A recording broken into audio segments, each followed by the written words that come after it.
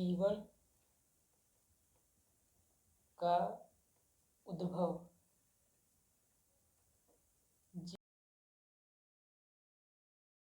जीवन का उद्भव में आज हम देखेंगे कि जीवन,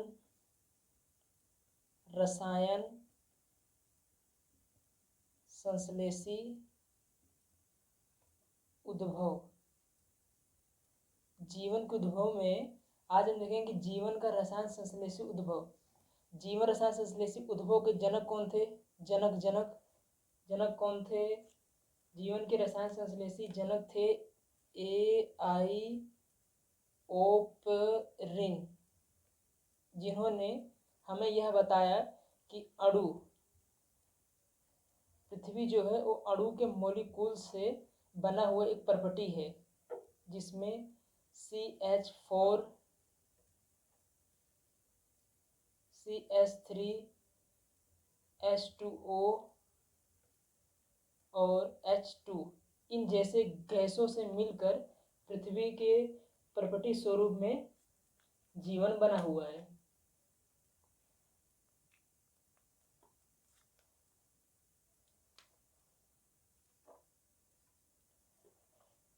अलेक्जेंडर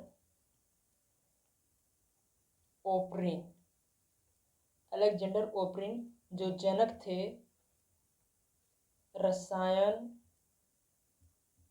संश्लेषी उद्भव के, इन्होंने सर्वप्रथम ये बताया कि पृथ्वी जो है वो पर्पटी स्वरूप के अणुओं से बनी है। पर्पटी स्वरूप के अणुओं से जैसे H2O, CH4 CH3 H2 इन गैसों के पर्पटी स्वरूप से यह विखंडन होकर एक विकराल स्वरूप में लावा जैसे स्वरूप को बनाता है, जहाँ पे यह गैस H2O अपने ऊर्जा स्वरूप में मुक्त होकर एक प्रोटीन प्लस न्यूक्लिक अम्ल का निर्माण करती है, जहाँ जीवन का भ्रूण से संबंध AI अलेक्जेंडर ने प्रस्तुत किया है। आपके एनाविस 12th बायोलॉजी चैप्टर 1 में यह 1.2.3 वाला टॉपिक दिया गया है।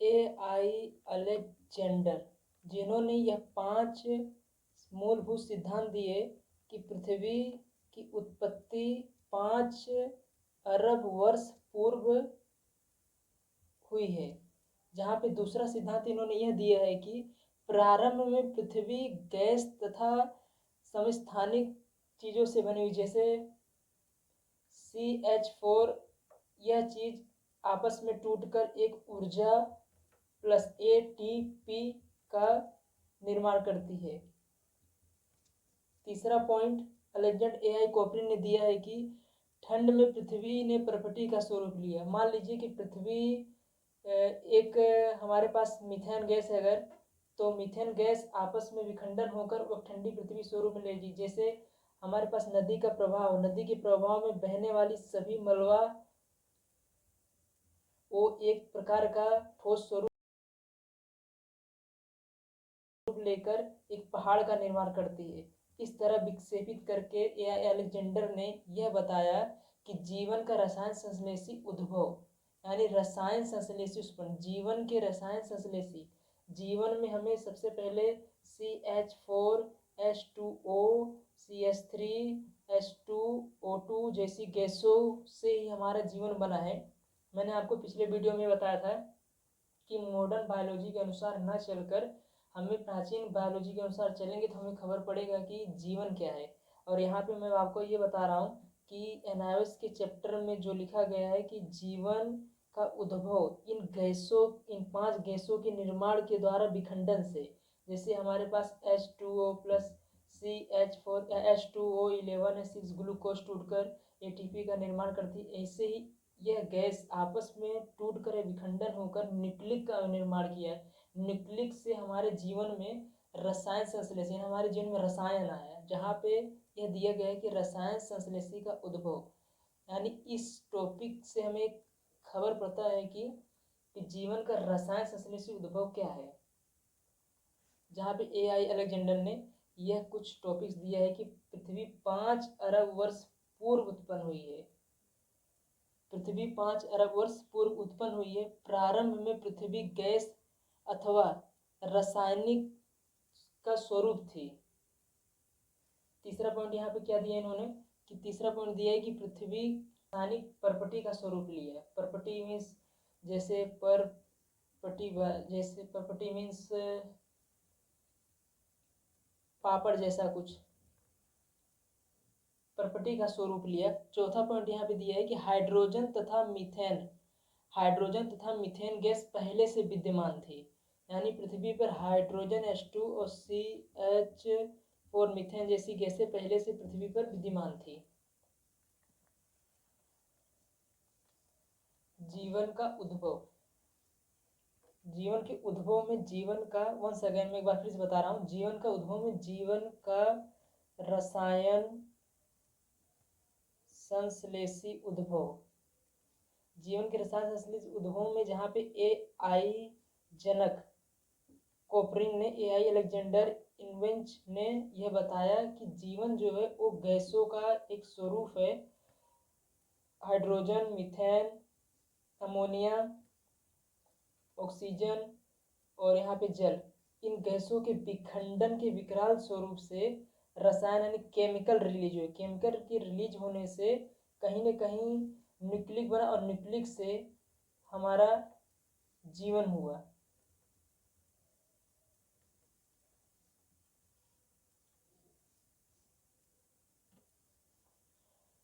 AI कोपरिन ने केमिकल रिलीज बताया कि हम वो केमिकल रिलीज से कहीं ना कहीं जीवन का उद्भव हुआ। यहाँ पे सेकंड पॉइंट जो बताता है कि जीवन उद्भव की संभवित अवस्था, जीवन उद्भव की संभवित अवस्था में सर्वप्रथम जो अवस्था आती है वो है ऊर्जा। ATP यानी ऊर्जा, ऊर्जा सर्वप्रथम अवस्था, संभवित अवस्था में सर्वप्रथम जो अवस्था आती है वो ऊर्जा, ऊर्जा का स्रोत।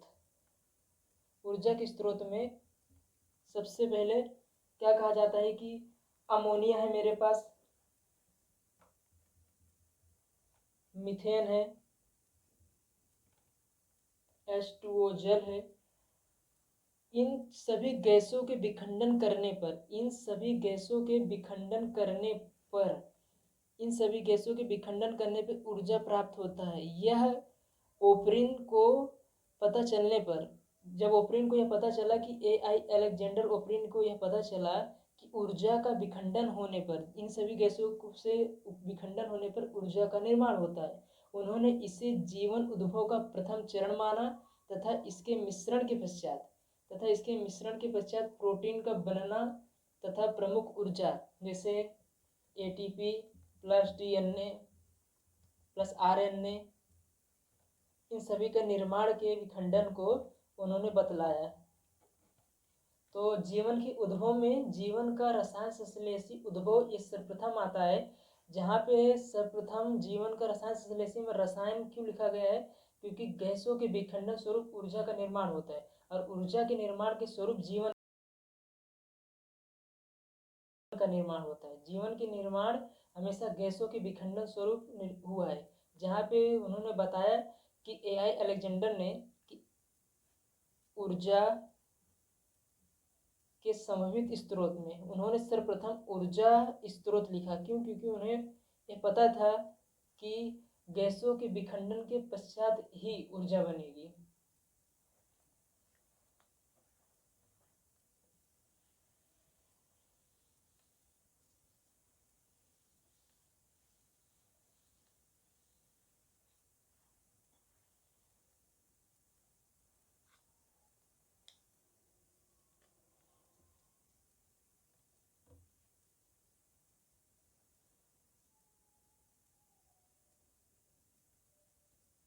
द्वितीय चरण अवस्था।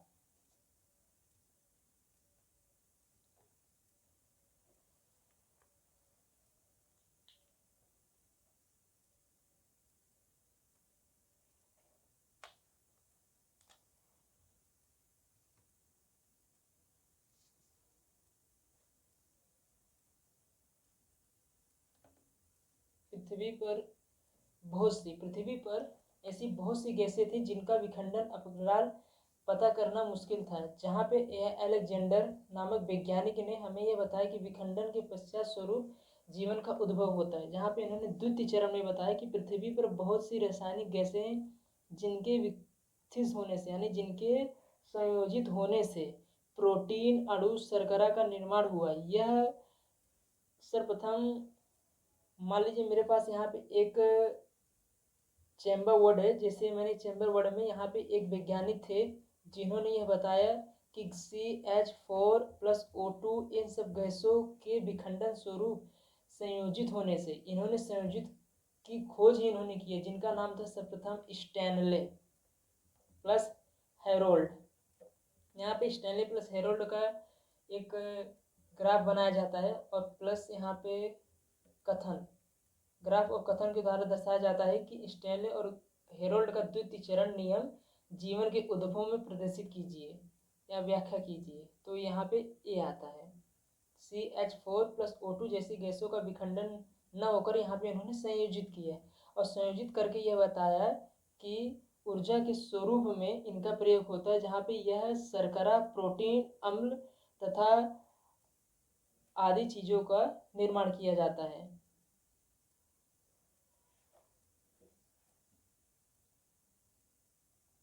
तृतीय चरण, जहाँ पे जीवन के उद्भव में तृतीय चरण इन्होंने बतलाया।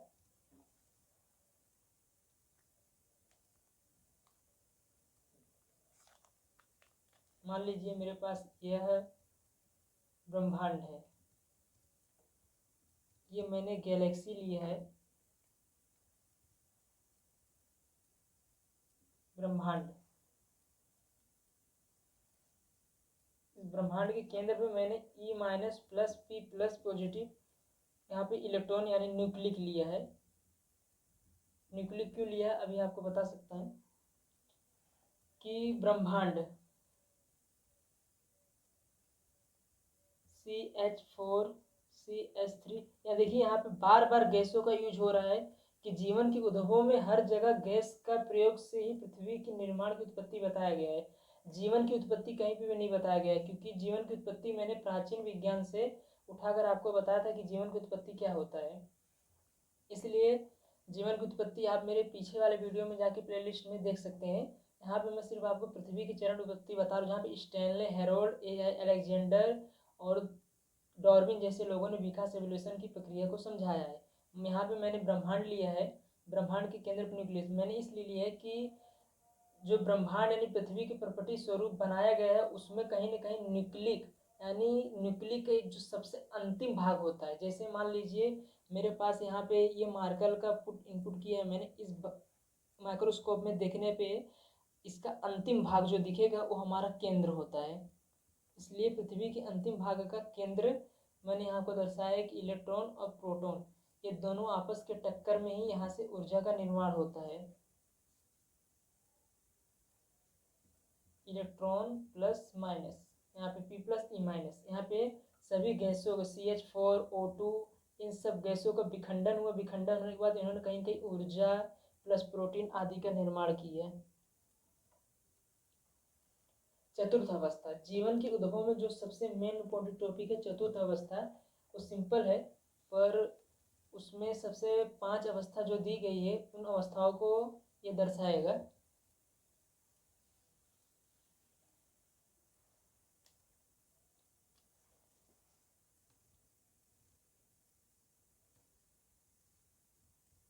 फोर्थ स्टेप, जहाँ पे मैंने सर्वप्रथम रसायन, मैंने अभी आपको बताया पिछले वाले जो स्काइफिशनेस वीडियो में कि रसायन CH4 CH3 CH4 + CH3 plus O2 plus H2, इन सभी गैसों के विखंडन के पर्याप्त स्वरूप कहीं कहीं प्रोटीन का निर्माण हुआ, ऊर्जा का निर्माण हुआ, उसके बाद रसायन संश्लेषी का निर्माण हुआ। इसके लिए रसायन संश्लेषी में सबसे पहले रसायन का उल्लेख मैंने किया यहाँ पे, देखिए आप उल्लेख कर सकते हैं रसायन। सेकंड पॉइंट जो मैं उल्लेख कर रहा हूँ, सर्वप्रथम जीवन कोशिका, यानी जहाँ पे चयापचय हो और जीवन हो, हलन चलन हो, श्वसन हो, वहाँ पे इन सभी कोशिकाओं को मैंने एकत्रित किया। तीसरा पॉइंट हमारा आता है O2। O2 मुझे समझाने की जरूरत नहीं, आप समझ सकते हैं। ऑक्सीजन, यूकैरियोटिक, जिसमें नाभिक और झिल्ली से घिरे कोशिकांग होते हैं। यूकैरियोटिक कोशिका आप सभी को पता है कि जिसमें मान लीजिए मेरे पास ये एक थैली है और इस थैली में हर जगह पे आपको यूकैरियोटिक मेम्ब्रेन, कोशिकांग ये सब दिखेगा। आप इसके केंद्र के भाग को न्यूक्लिक कहते हैं, ऊपर के भाग को झिल्ली, यहाँ पे मेम्ब्रेन जो ऊपर एमिनोसेंटेसिस में काम आता है। आपने एमिनोसेंटेसिस का नाम जरूर सुना होगा। एमिनोसेंटेसिस में ज़्यादातर ये कोशिका काम आता है। इसका एक द्रव्य लेकर DNA प्लस RNA का परीक्षण किया जाता है। हमारा चौथा पॉइंट आता है एवोल्यूशन। पांचवा पॉइंट हमारा एवोल्यूशन, विकास। देखिए सबसे पहले हमें रसायन की उत्पत्ति हुई, फिर जीवन की सेल्स कोशिकाओं की उत्पत्ति, फिर हमें ऑक्सीजन आया, फिर उसके बाद हमें एवोल्यूशन मिला, फिर यहाँ पे मैंने ऑक्सीजन का जिक्र किया है, फिर यहाँ पे आपको यूकैरियोटिक कोशिका, यूकैरियोटिक कोशिकाओं के बाद आपको लास्ट में आता है विकास, यानी यहाँ पे हमारे शरीर का निर्माण होता है। तो यहाँ पे लास्ट में एनआईएस की बुक के राइटर्स ने यहाँ पे हमें जीवन के निर्माण के बारे में समझाया है, लेकिन जीवन उद्भव के बारे में नहीं समझाया है। और पृथ्वी के उद्भव के बारे में बताया है, पर जीवन के उद्भव के बारे में हमें नहीं बताया। जो मैंने आपको बताया कि जीवन उद्भव क्या है, जीवन उद्भव किन्हीं 5 चीज़ों से बना हुआ एक तत्व है। जैसे रसायन, जीवन कोशिका, प्रथम कोशिका, ऑक्सीजन, यूकैरियोटिक, इन 5 चीज़ों से बनी हुई तत्व को जीवन का उद्भव समझाया गया है।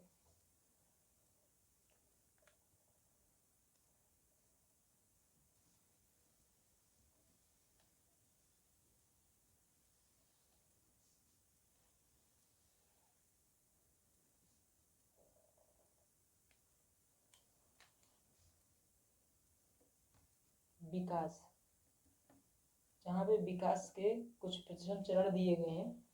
सबसे पहले विकास जो है हमें कुछ आधार पर निश्चित करना पड़ता है कि विकास क्या है। विकास में सबसे पहले हमारे पास आता आकारिकीय प्रमाण। प्रमाण मीन्स एविडेंस, आकारिकीय means morphology, evidence of morphology. Second आता है हमारा भ्रूणकीय, एम्ब्रियोलॉजी। थर्ड हमारा आता है जीवाश्म, जीवाश्म आपको पता ही होगा, पैलेंटोलॉजी। आणविक, आणविक के आधार पर हमें पता करना है, मॉलिक्यूलर वाला अध्ययन, लॉजी मीन्स अध्ययन। हमें इन 4 के मूलभूत आधारों पर पता करना है कि विकास क्या है। सर्वप्रथम हमें देखना है कि विकास के स्टेप्स में, विकास स्टेप्स में सर्वप्रथम हमें ये देखना है कि आकार के मोर्फोलॉजी वाला, मोर्फोलॉजी की पहचान कैसी होती है। मोर्फोलॉजी, मोर्फोलॉजी में एक प्रथम, जहाँ पे सर्वप्रथम आता है समजात अंग। समजात अंग में आता है होमोलोजस ऑर्गन्स। होमोलोजस ऑर्गन्स में समजात अंग में सर्वप्रथम जिसका जन्मजात अग्रपाद, जिसका जन्मजात अग्रपाद,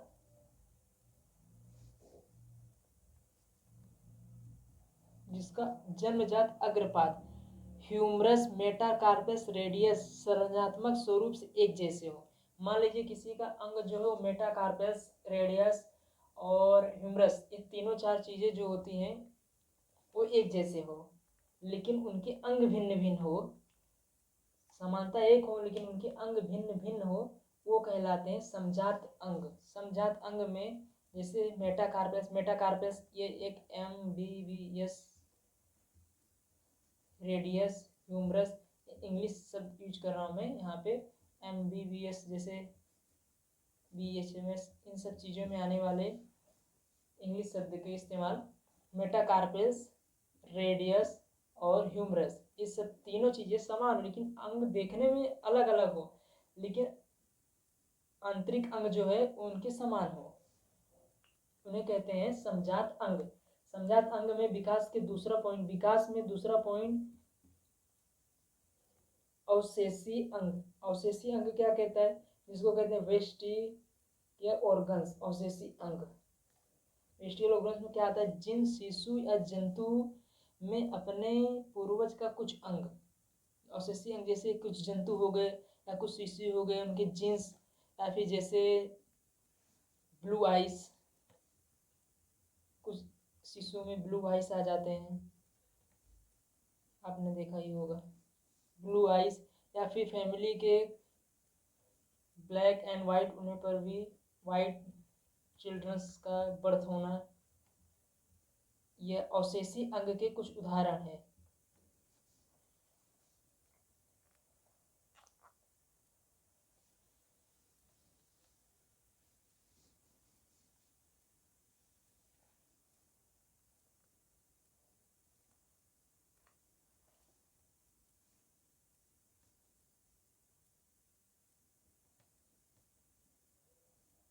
संयोजी